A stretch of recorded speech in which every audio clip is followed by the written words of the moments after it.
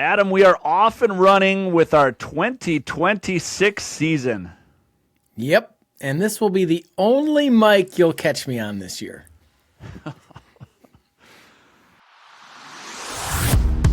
It's showtime. This is The Ski Show, the ultimate show ski podcast, and your one and only source for all things show skiing, bringing you news, knowledge, and interviews with the legends and stars of our sport. Here are your hosts, Matt Heilman and Adam Schaller.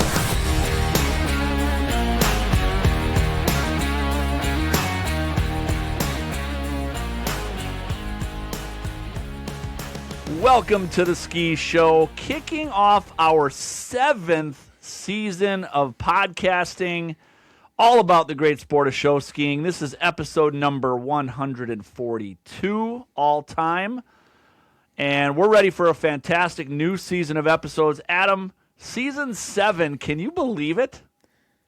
No, season 7.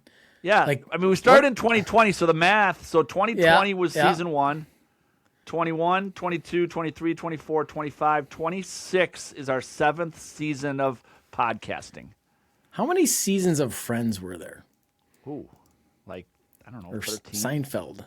Yeah, right? Are we creeping up? Or are we creeping up on that? Or we're getting there. I don't think we're making as much as Friends did at a million an episode. Yeah, we're not quite there. No, but 7 seasons, it's nuts. Can't believe it that we've done this many episodes all about show skiing. Maybe we're running out of things to talk about, but probably not. Well, I'd say one of the reasons we've been around for 7 seasons is because of our 3 great sponsors back again this year, and we are fortunate to have them on board. Today's episode is sponsored by FlymanSkis, custom-made jump skis, and Featherboard swivel skis at affordable prices. You can get yours at FlymanSkis.com. And by the Board Shop, all the summer and winter board sports gear you need is at bswake.com. And by Saga Sports, elevate your game with water ski lessons and trampoline training for freestyle jump. Check them out at sagasports.us. Yep, blessed to have those guys all on board again this year. Adam, we are only a month away right now from the Ski Show Awards. Going to be massive. Think Tank is the 50th anniversary of Think Tank this year. We're doing another massive award show on Friday night. Think Tank is great as always. I think since COVID, it's been back and better than ever. And, combine the award show on Friday night with all the great tanks and clinics on Saturday. Basically a reunion of show skiers. It's awesome. We're on our way to a full house once again with the Ski Show Awards. It's an awesome event, and we hope you all can make it to the award show. Yeah, okay, so Think Tank's been around for 50 years. Isn't that crazy? Holy smoke. Didn't we just celebrate the 50th Nationals? Yeah. So Think Tank's been around as long as that. Wow. Yeah, it's hard for me to believe. I got an email from Kathy Lighting that said it's the 50th anniversary of Think Tank. Wow. Very cool. Yep. Well, 50th anniversary, does that mean all the more reason why people should be there, get your tickets. Friday night, we're going to kick things off with the Ski Show Awards, which is awesome. People get dressed up, cocktail attire. It's a great reunion in the winter because generally we only see each other in the summer in swimsuits and wetsuits. Now we're all dressed up and get to celebrate the sport of show skiing.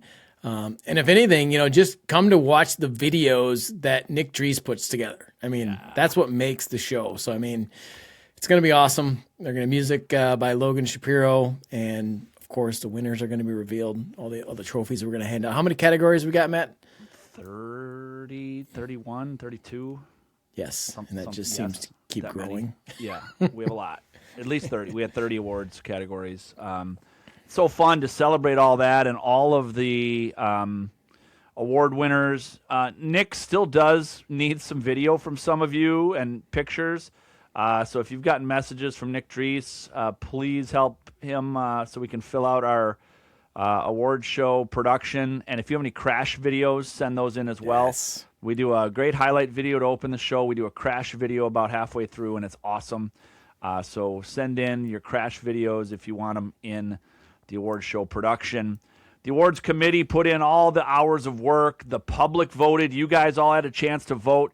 We compiled all of that. We revealed our top 5 nominees in December. And the awards are now in production with Dan Jaws and Championship Awards, the custom-made Ski Show Awards, winning trophies. We can't wait for this event once again, so make sure you get your tickets. You can bundle them, package them with Think Tank clinics, whatever you got to do, but make sure you don't miss it Friday at Think Tank. Before we get to our discussion today, which is an awesome discussion with 3 fantastic senior judges, we got to talk about FlymanSkis, Adam. They have a big 2026 in store. Yeah, they're primed for a big year. Of course, they're churning out great skis as always, custom-made jump skis and their Featherboard swivel skis, and they're affordable. But they're also going all in on events and live streaming this year. Yeah, they are. They're hosting and they're going to be hosting a series of events, tournaments that include both freestyle jump and swivel with multiple divisions and prize money. They're going to be live streaming more events, starting with the All-American tournament this spring. And they've got it all going on this year in 2026.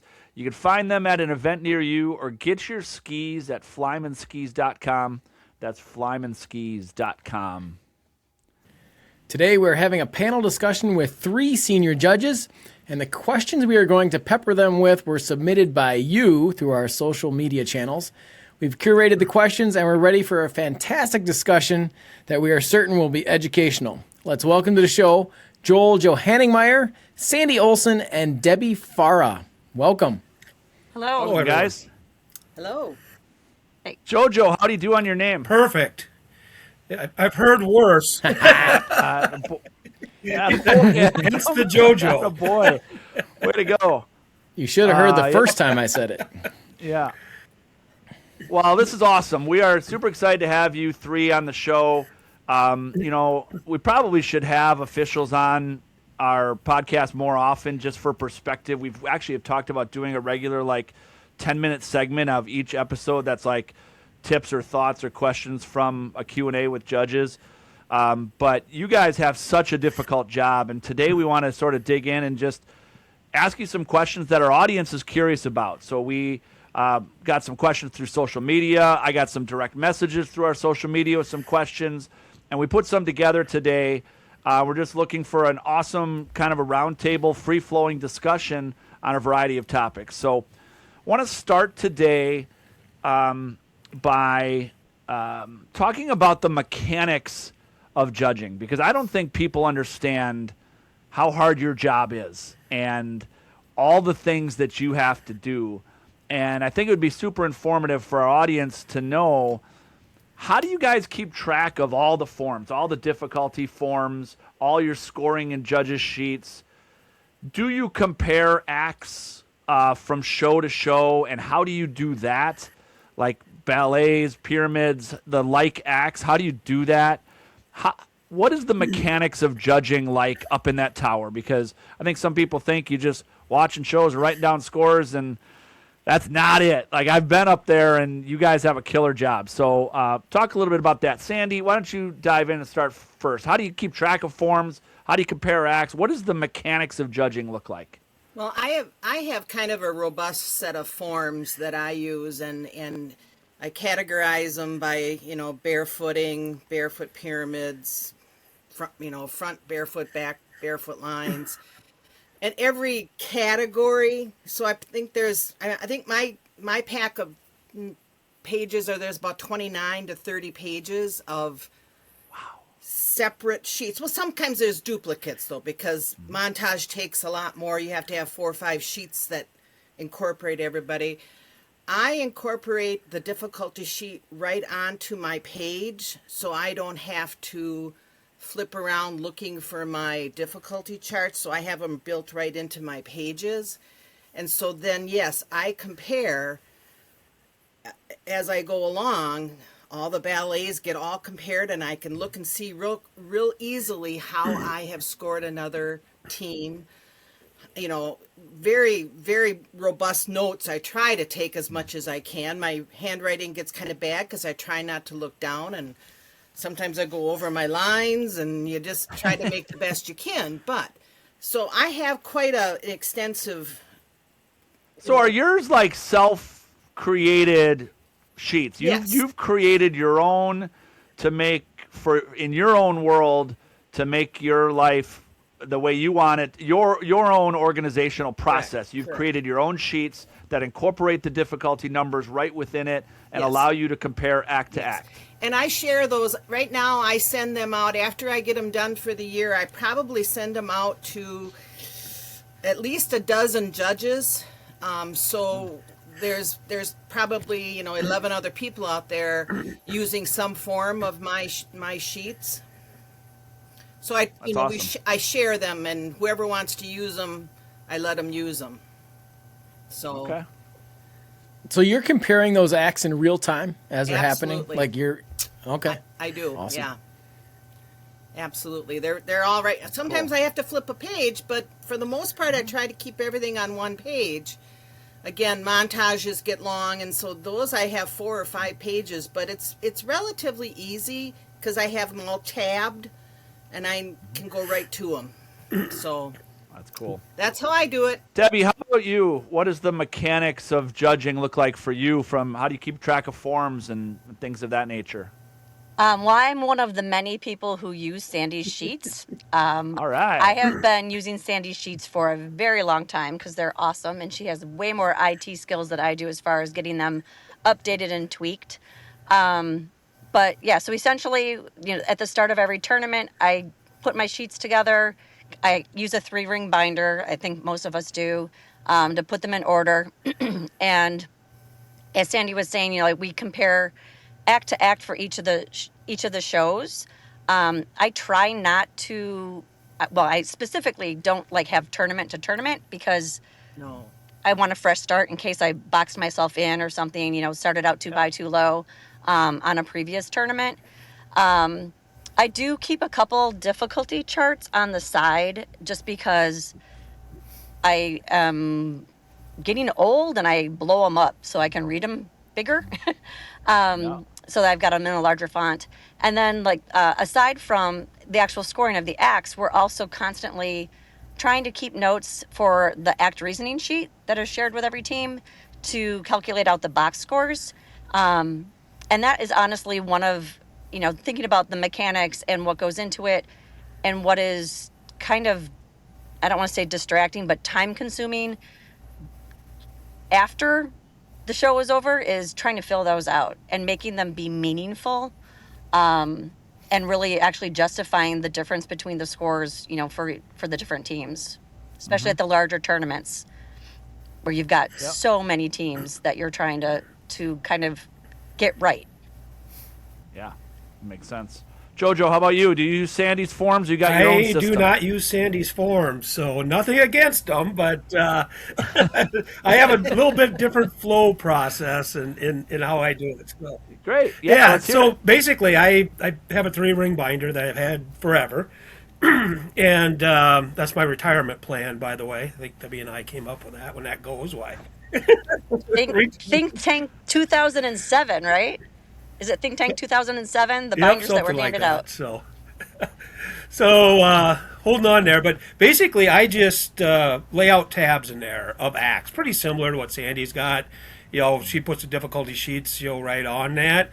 I just put the difficulty sheets in each of those tabs and kind of flip through it. So it's like acts. So it's like, barefoot line, I have a tab there, doubles, I have a tab.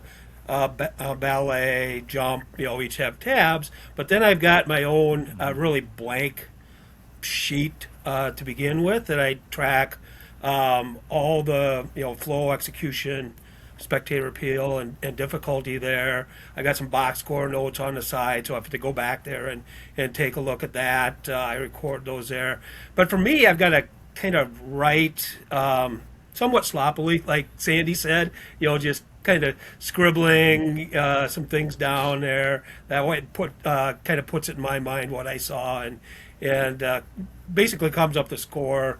So I'm writing down what's happening by the pass, and even today I can go back and talk through an act from tournaments last year with those notes. So. Yeah, and I think that's awesome for our audience to hear from 3 of you how you do that, because I think it's important for them to know that you guys are indeed okay, so the first show did a 3-4-3 final pyramid, and the next show does a 4-3-4, you're looking to compare. Okay, what did I score that? Flow was similar. They both had 2 falls. You know, you're comparing those in real time to give an accurate score. Is that am I repeating that accurately? That Yes. is correct. And it's all on the same sheet. My key is I use different Yeah. colored pens. Each team gets a colored pen. Okay. So, Oh, that's good. All right. Everybody's got their own handy well, little I could easily see system where there. That's what cool. team did what. So, And Okay. JoJo's saying that, he can go back and read back, like, pass by pass, what happened in an act. And we actually have post-tournament discussions where, if one of us is, like, really, strangely high or low, we can actually, we should be able to go back and say, this is what I saw. And sometimes it'll be, we missed something, like maybe some trick was thrown at the end of a pass or in the beginning of the pass by a swiveler or wakeboarder or whatever, and it didn't get jotted down, and that could be why our scores were, slightly different. Sure. But I mean, I think we all try to take really extensive notes so that we can come back and justify our train of thought. Or explain Of those like mechanics Jeff that we said. just kind of go ahead. Right, and Go that ahead, Sandy. explains why sometimes our scores aren't always the same, is because I might have looked to the next boat coming already and missed a trick on the one exiting. So we do know that happens. Relative to the mechanics that we just talked about, how are you leveraging your secretaries for that?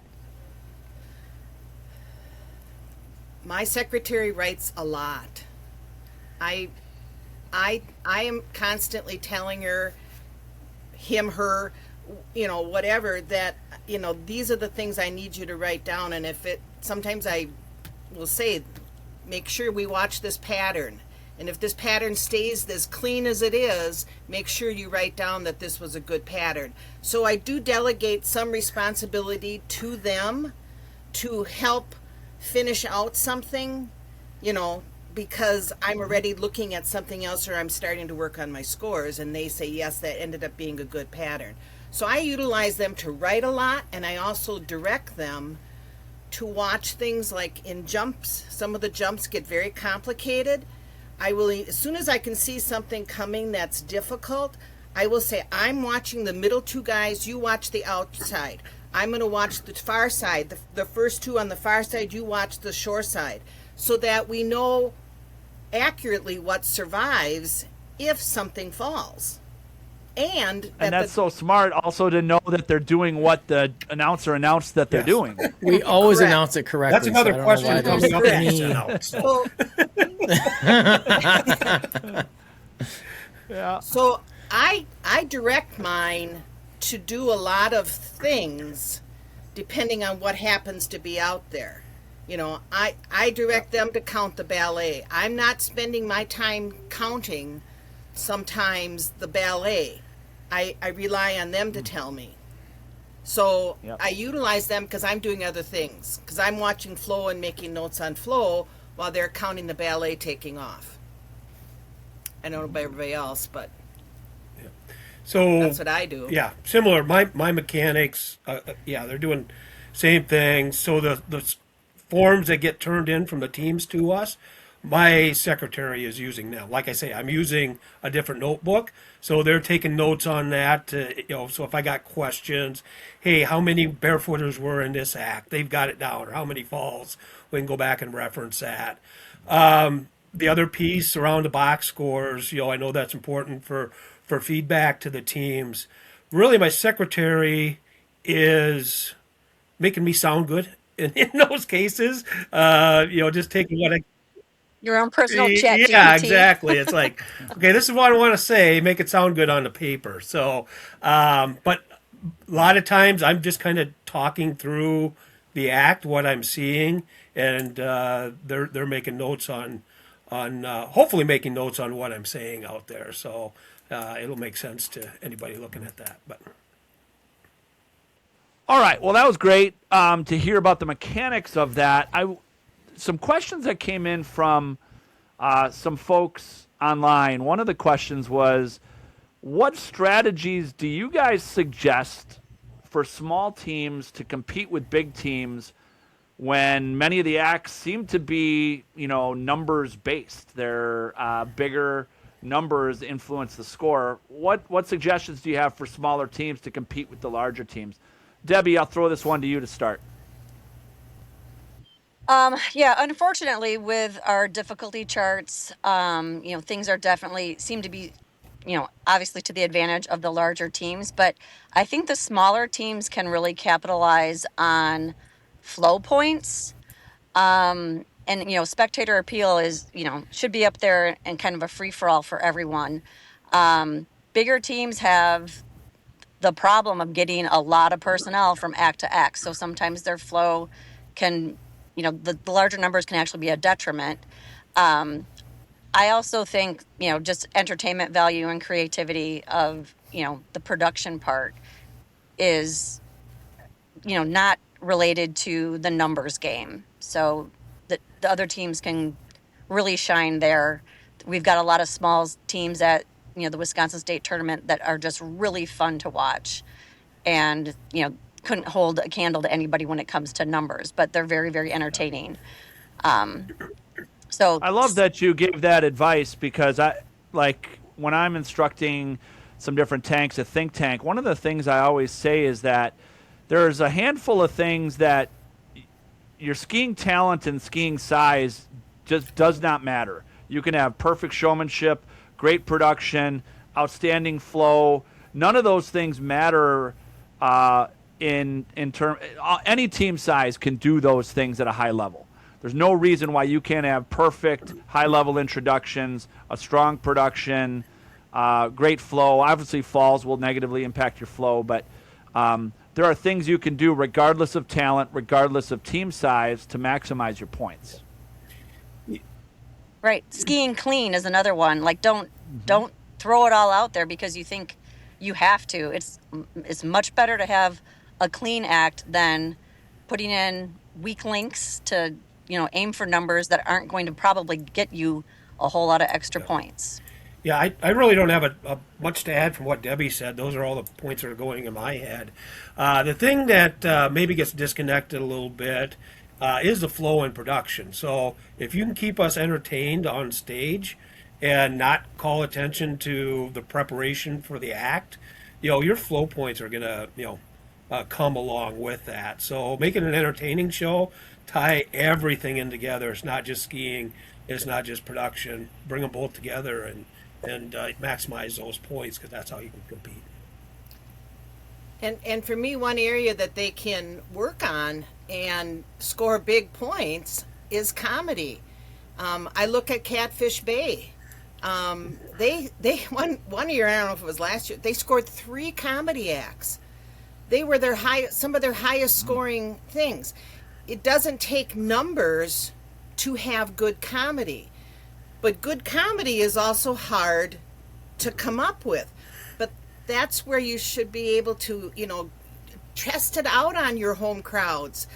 Try different things. Comedy can score quite a few points without having a lot of skiers.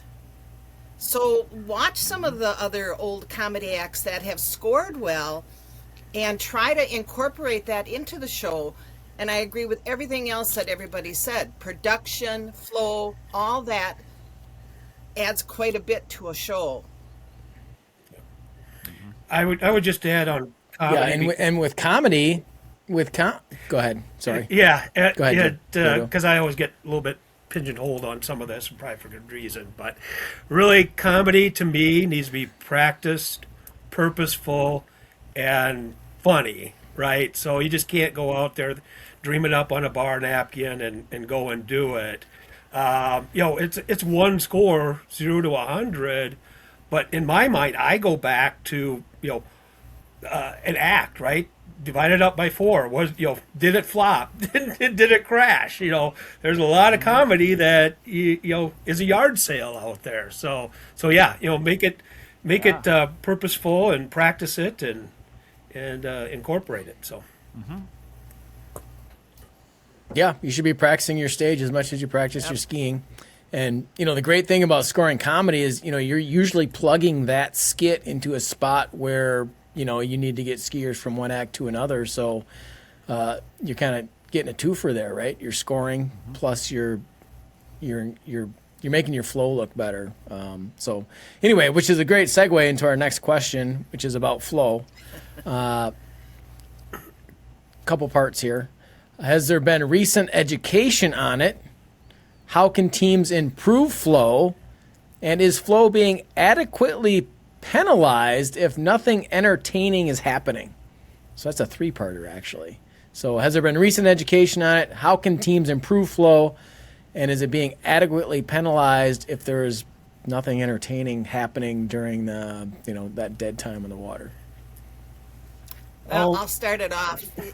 We talk about it every year in the judges' training.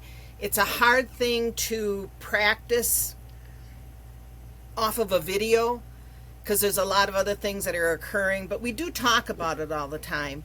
And what one person's flow is different than another person's flow. I might be being entertained by what is happening on the stage. Someone else might find it boring, and therefore it may not be as interesting to them.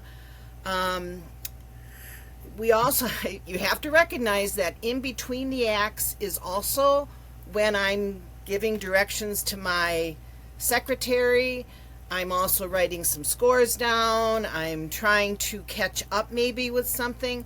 So sometimes it becomes difficult for us to recognize what is really all happening because we are also distracted by the mechanics of our job.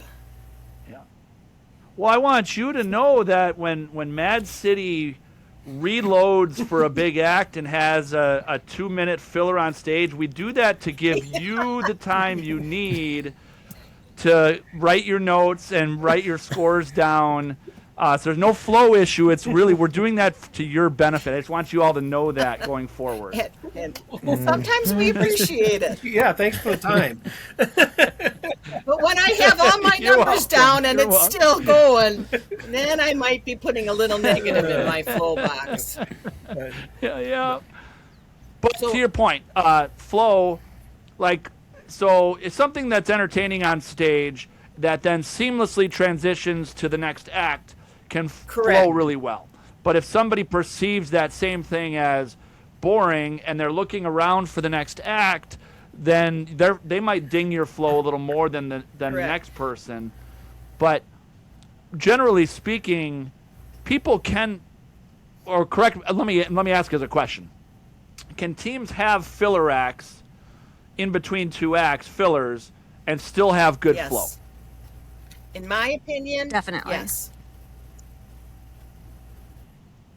If what they have on stage is entertaining, they're directing audience attention a certain way, you're watching a skit, and then all of a sudden the next act shows up, timed appropriately, that can be great flow. As long as it's not the announcer just talking. There's just hanging out to dry, the announcer babbling. That's the worst. There's a difference. There is definitely a difference. Yep. Okay. It's especially if it's purposeful too. Many cases, if there's something going on, stage right and the act's coming, stage left, and we know that that's the intent, right? Now you get flow points and you get a box score. We're looking for that. So. Yep. Yeah, it's funny. Adam and I just met with our Mad City's new announcer this year. Adam's setting sail, training a new announcer, and one of the things Adam was coaching him on as we prepare our show and production is sort of that art of deception. When there is a filler, if there's chaos on the dock setting up big act, let's have our filler skit be down on that end where all the eyes are away from that chaos, and we're directing audience to their away from that, or the, like Jojo just said, stage right versus stage left, where the act is entering from the next act.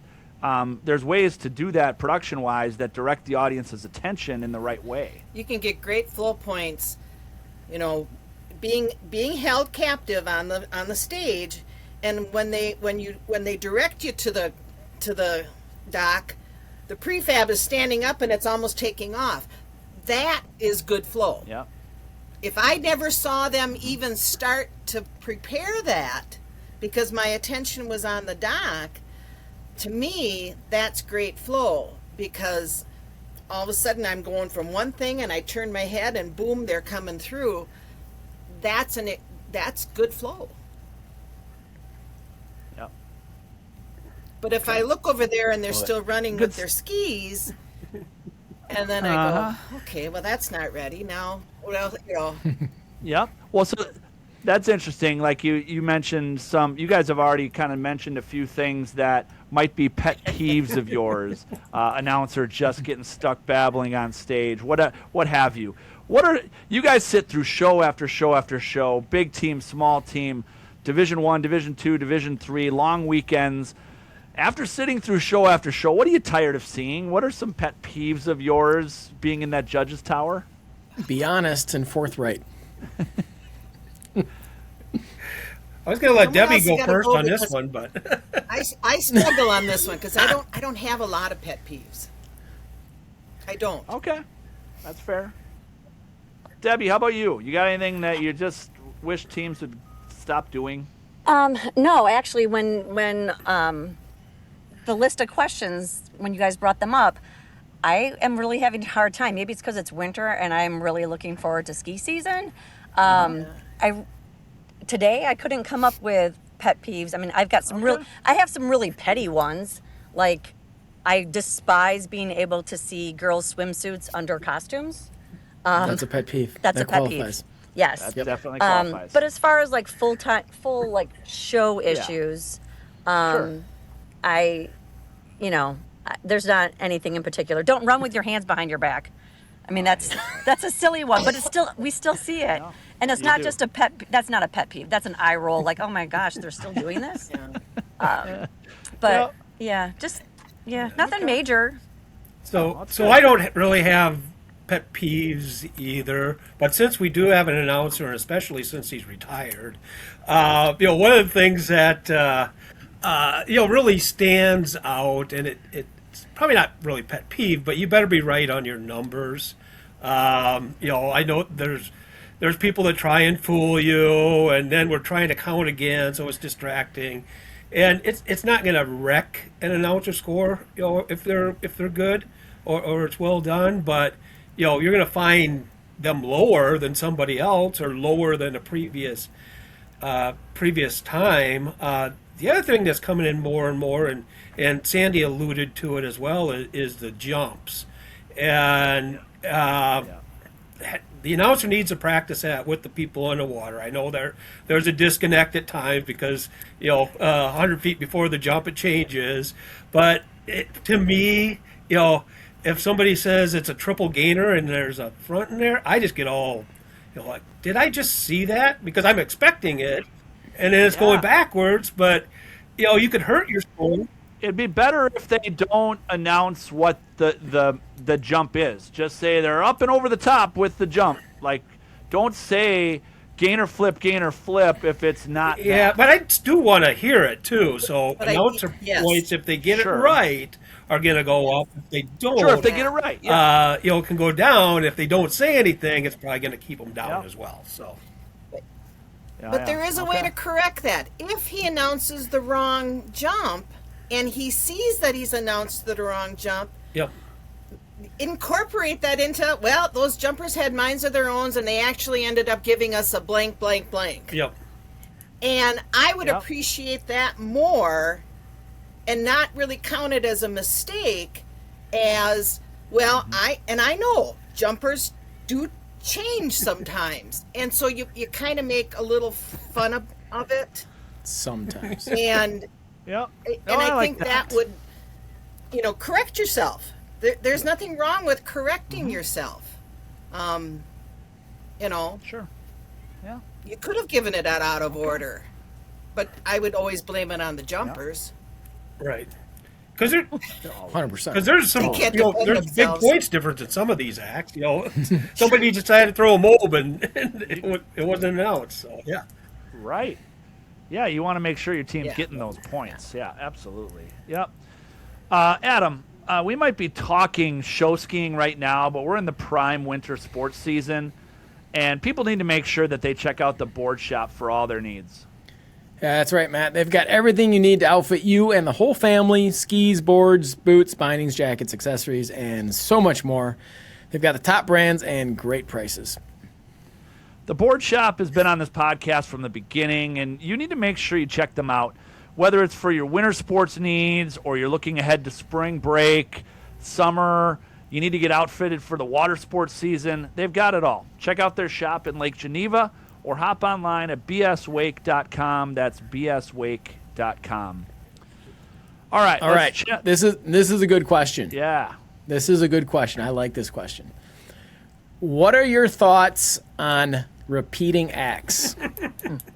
Ballet is the focus of attention right now, but it's really been happening forever, right? Multiple pyramids, multiple barefoot acts, jump acts, so on and so forth. Thoughts? It's boring. It's so I'll take a stab at it. Is this a pet to peeve? take the heat here. So a year ago we sat in training, and the discussion was that it should be, if we see the same things, we should be, especially in spectator appeal, significantly dropping that score because it is the same thing. So I put that into practice here this summer, a little bit more drastic than more of the judges there, and I had a conversation with somebody here on that. But it was a little, how do we get that corrected? It was a second ballet line, the exact same thing around. And then we had a conversation on our post-tournament judges call and said, hey, what's everybody else think? Some of the points weren't deducted, just kind of like normal as we go through there. But we kind of came to a middle ground, and I got course corrected there to fit everybody else, and everybody else kind of knows where where to be going forward. But it's not just ballet. We get a lot of jumps, although some of those are different somewhat. One ski, two skis. But if they're gonna if everybody goes out and just all does a gainer, right, and that's all you see, spectator appeal should be down. Now, difficulty is, it's difficulty. You're not going to ding it if they did it, but it's the one area that we can kind of reward or take away for seeing it. Is ballet the one we're seeing that's rolling out because that's more challenging because it's essentially rolling out the same act twice, whereas a pyramid, somebody's opening pyramid and their ending pyramid are generally two different shapes. There's still both a pyramid coming from the left to right. It's the same act, but it's just a different formation. So I guess it's a little bit of semantics there. But is that where we get hung up a little bit? Is if it's just rolling out the same thing or the identical jumps or things of that nature? I immediately look to reduce production scores and the variety of act scores immediately, as well as spectator appeal. So I try to lower those scores more significantly because of that. A team that's got 5 jump acts, usually it means they're really strong in jumping. As long as they're different, I probably won't ding production as much. But if they're repetitive, I'm going to ding them in as many areas as I can to show them that this is kind of boring. You're giving me the same thing over and over again. Do you feel that's helping or not? Like, because I'll give you the show director perspective. So, like, Team USA, we had jump everywhere. We have 3 full jump acts plus it in 2 different montages. With Mad City, we've got 2 ballet lines. From a show director standpoint, it's act variety is worth so little that I don't give a rat's ass if you give me a 0 on act variety if I get 400 for And ballet. I usually put that notation Right. in there. No. It doesn't matter to me. So I feel like we're stuck in this system of playing the game, and to me I'm playing the game the way I need to on my end, and you guys are trying to do it on your end to correct some of these things. And I think there's a bit of a disconnect with the system, not with the officials and show directors, but it's what the system is telling us to do and allowing us to do. Would you agree with that? Definitely. Absolutely. Yep. Yes. 100%. If I was a show director, I would Yeah. be doing the same thing. I would be absolutely looking at the highest scoring things that I could put out there. And so what if I get a 0 in act variety and my production takes a little hit? I gain that tenfold by my score in the show, in the act. So I don't, and a lot of times I'll write it on there. Too much jumping, but don't change it. Right. Right. You don't change it. But it's it's the system that we have to work with, and so we ding it where we can, but it isn't enough to discourage show directors from doing it. Sure. Yeah. We just follow the rules. Yeah. Yeah, we all that's do. We right. try to. You make it work to your advantage. Uh-huh.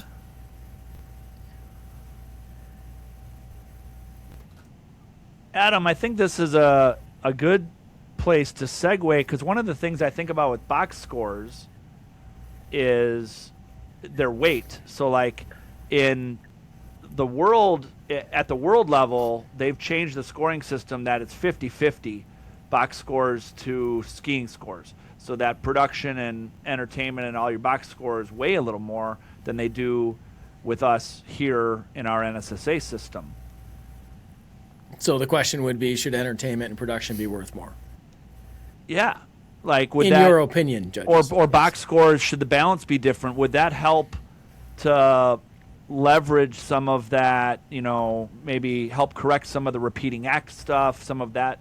I don't know. What are your thoughts on entertainment and production maybe carrying more weight, or do you like the 2/3, 1/3 our box score has right now?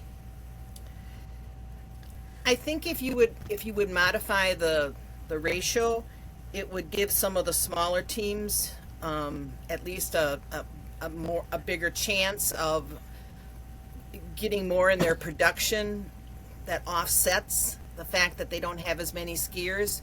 It might level the playing field a little bit. I don't know how much. I never tried it, but it would encourage maybe some of those other teams to spend more time on production and some of the higher scoring, making it be more effective.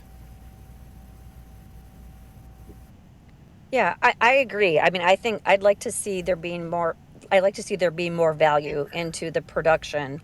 I'm sure people would argue that the larger teams are still going to maybe have a leg up, but it would be really nice to be able to encourage more investment into theme and production and the non-skiing part of the shows. Entertainment, creativity, Right. all I mean, sorts of things. It's show skiing. It's not just water skiing.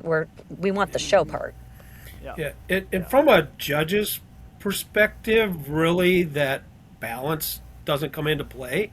I know it exists, but as I'm judging and giving scores, it doesn't matter. I have no control over that. That's really what the community, it needs to have a discussion about how to go forward with it, because That's true. You guys, that's math after Right. you've done your scores. That's all just math at the end. Yeah. That doesn't impact you they at get all. the scores that they Right. deserve, large, small, in between with what they do. So. Yeah. Yeah. Okay. Matt, can I make this next question a simple yes or no? Sure. All right. Yes or no? Do you like the difficulty charts? That's not a Right. simple yes Not or a no. simple yes or no. For the purposes of this podcast, it is.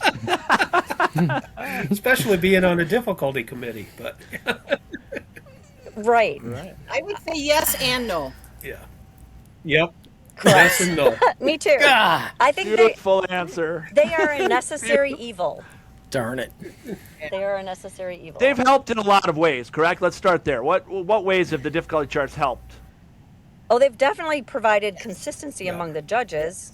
I also think it has been good for the teams in a sense that they know what to expect, what to aim for, to weigh out that risk,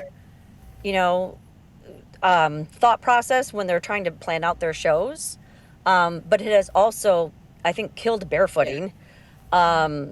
It has squelched, getting larger numbers on the water of less skilled skiers. Like you don't want to throw in a toe turn line when you've got, another otherwise really strong swivel act. So now until you're doing 720s, you don't even get into your tournament show.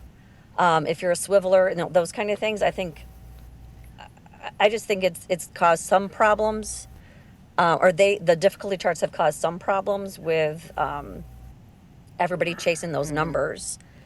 Well, you're exactly right. So, like, I'll give you then the show director perspective again, which you guys are aware, and I don't know if you guys have an answer or a counter for this, but it's very hard to put out an act that is unknown, because with the difficulty charts we have the known. I know what I'm getting with a 15-person barefoot line. I know what I'm getting with a 27-girl ballet line. I know what I'm getting with triple four highs.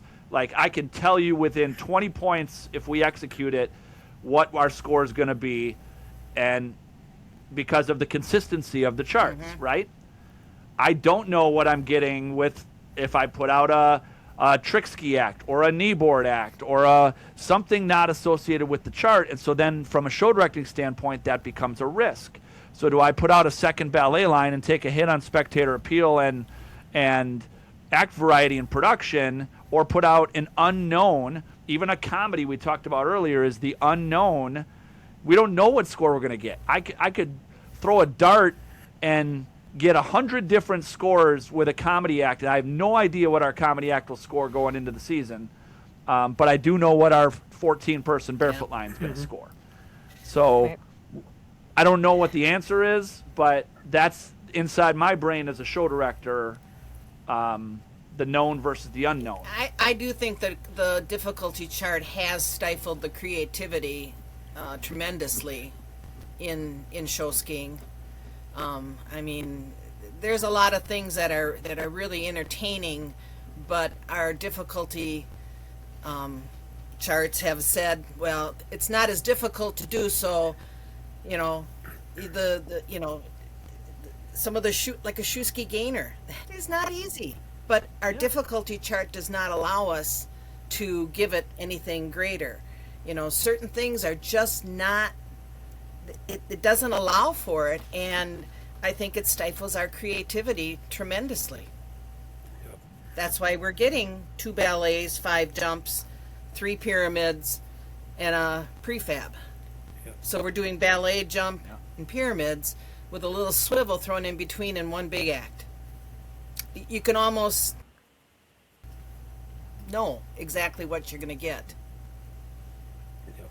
So And you could probably jot this down for a future show too. A few years ago, I know, Matt, you were on it. Sandy, I think you were involved, and I think Debbie too. Because we of the way the point system is awarded, that as we see these bigger numbers, just the more difficult stuff that the skiers are doing, we only got so much room in that 0 to 25 that it brings some of the stuff that should be maybe up there down to get that gap. It's just we've run out of room on that, and that's a community discussion, right? Again, the water ski community needs to figure out the scoring. We're just scoring it the way we see it today. So Yep.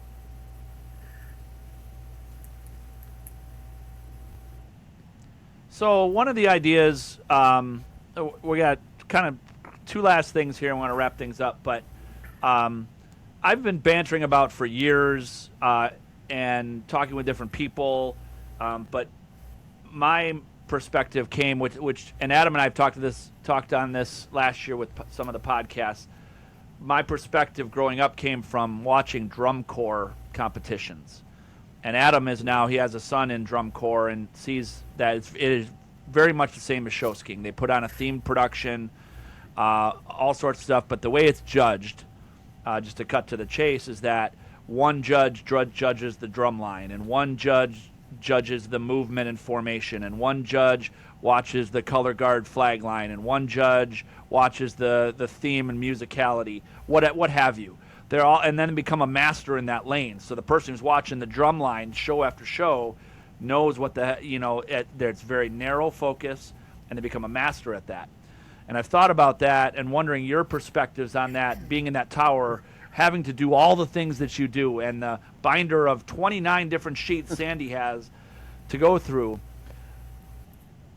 What if judging was simplified in that way, where there were maybe 3 judges or 4 judges that did the axe scores, and you just watched the axe scores, and 3 or 4 judges just did box scores, and all they're watching is production, announcing, towboat driving, and pubs, and that's their only focus. They don't have to worry about difficulty charts or axe scores. Would an idea like that, where it's limited focus, be of interest to you? Is it a good idea? Is it a bad idea in show skiing? What are your thoughts on that?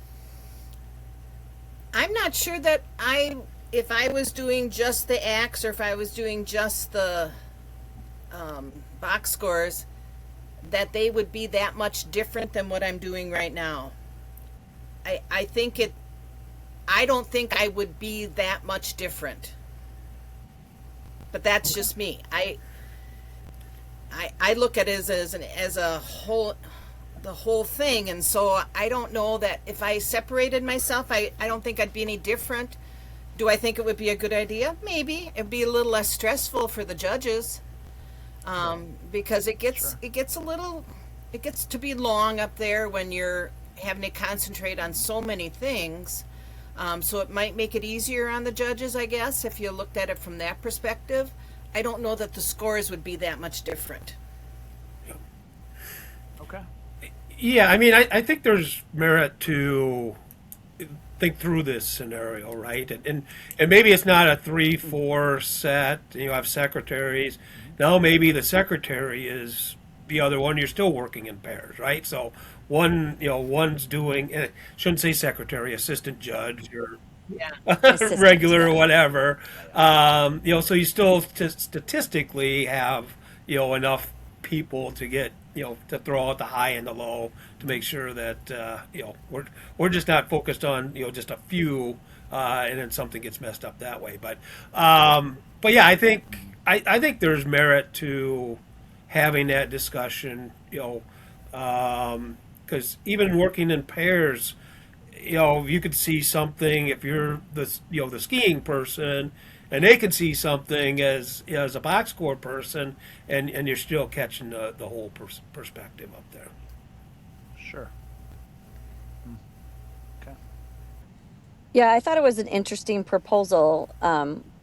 Again, when looking over questions before this podcast, I had not thought of it before, and at first I'm like, oh gosh, no, I would never want to judge that way. But I've been thinking about it more and more, and I'm not quite sure where my scores would end up. Like, Sandy's saying, I don't know if I would end up scoring that much differently. And I was concerned talking about the throwing out high and low, like how would it actually work? So I'm like genuinely curious to like kind of play with it and, maybe experiment, do some, I just think naturally.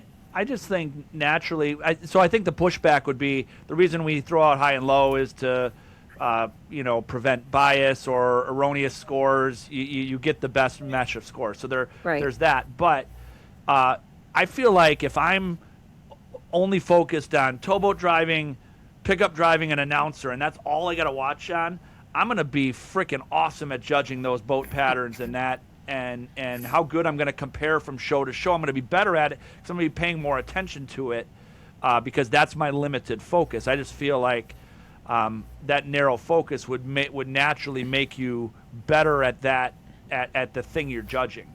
And the feedback that a judge could give to the teams if they were just solely focused on a few things would be, that would be incredible. Like, Yeah. I mean, I know I've come to the end of many a show and I'm like, oh crap, I didn't watch for the pickup boats. I didn't make enough notes on pickup boats, or which that actually is my biggest downfall. Like, that's the box score that I really wish would go away. But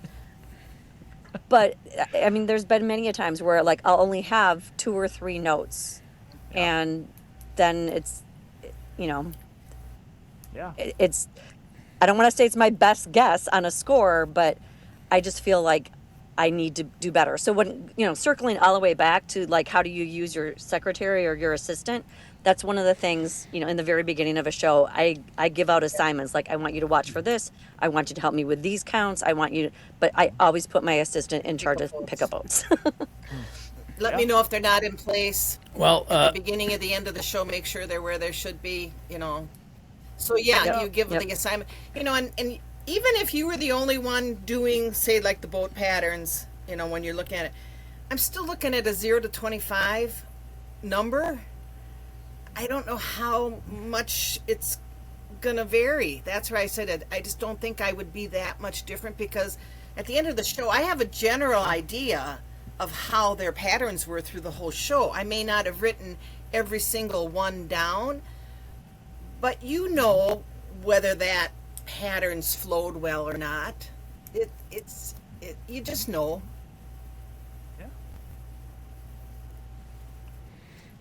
Well, Debbie, with your pickup boat box score comment, you may have answered the next question, which is the last question. Which you guys weren't prepped with. It's my question, because Matt does not generally include my questions on the script, ever. As little as possible. Yes. If you could snap your fingers and change one thing as a judge, what would it be? Oh, I would be all for getting rid of pickup boats and dock and equipment scores. Second. All right. There we go. Snap. Done. 2. Pickup boat and dock and equipment gone from the scores. Fantastic. Yeah, I just think you need to incorporate, like even the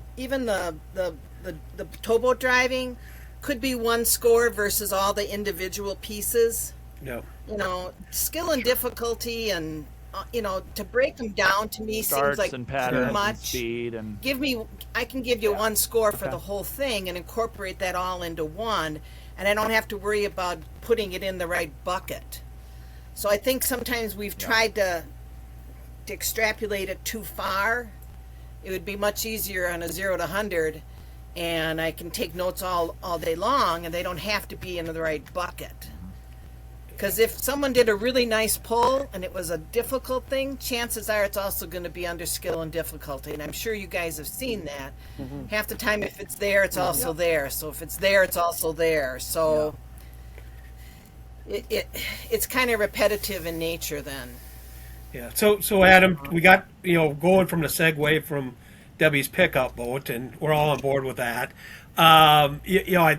I think what I'm hearing and thinking through as well is, just let's take a look at the box scores in general. Get those to a better place. There is a description on it, but it's pretty nebulous, pretty open. So everybody's got maybe a little bit different, feel for that. I know there's training and coaching around that, but I think again, that's. Skiing, we probably, it is what it is, but there's probably some things that we can tighten up around the box scores that would help us out. So get more consistency there. Great. Makes perfect sense. That is, I think you hit it right in the head. I think that would be smart to have more discussion on that. I think it's great. You guys, this was freaking awesome. So informative, educational. Really appreciate you guys not just doing this, but what you do for the sport and the hours you put in and the volunteer and the job that you do. on behalf of the sport of show skiing, we can't thank you guys enough. So I really want to personally thank you guys for all that you do for the sport of show skiing. And this was awesome. And I think our audience is going to love hearing from you guys today. So we really appreciate it. It's something. Yeah, thank you. Glad to be invited. Thanks for having us. Yep. Well, that was great. I love hearing that perspective. And I think, Sandi makes a great point at the end there.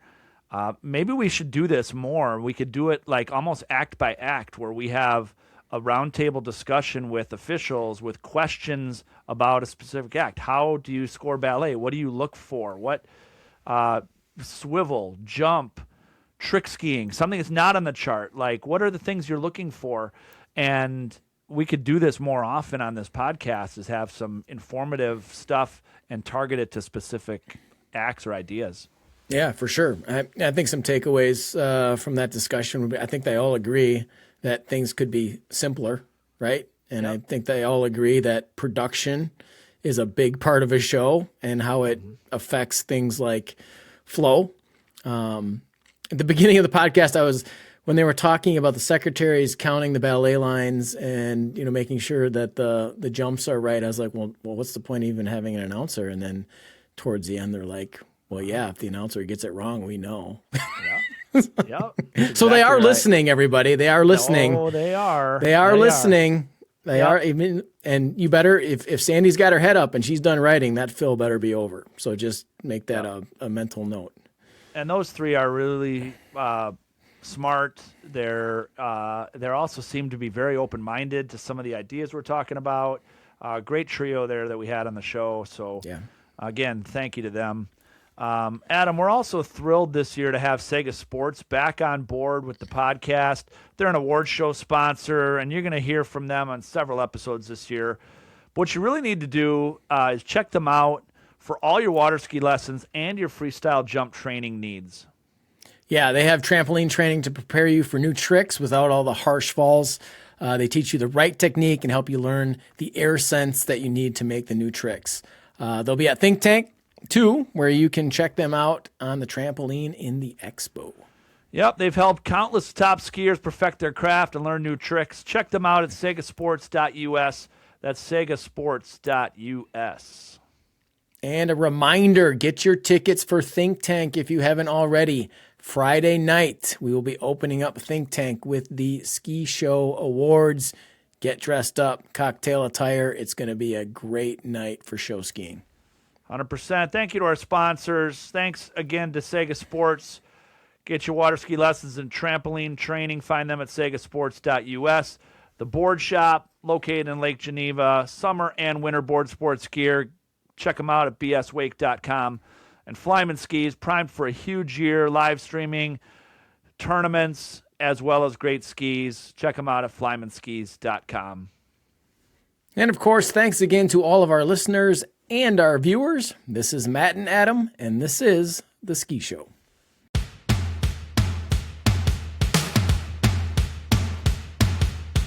Thank you for listening to The Ski Show, the ultimate show ski podcast with Matt and Adam. If you have questions or ideas for the show, find us on social media or message us at theskishowpodcast@gmail.com.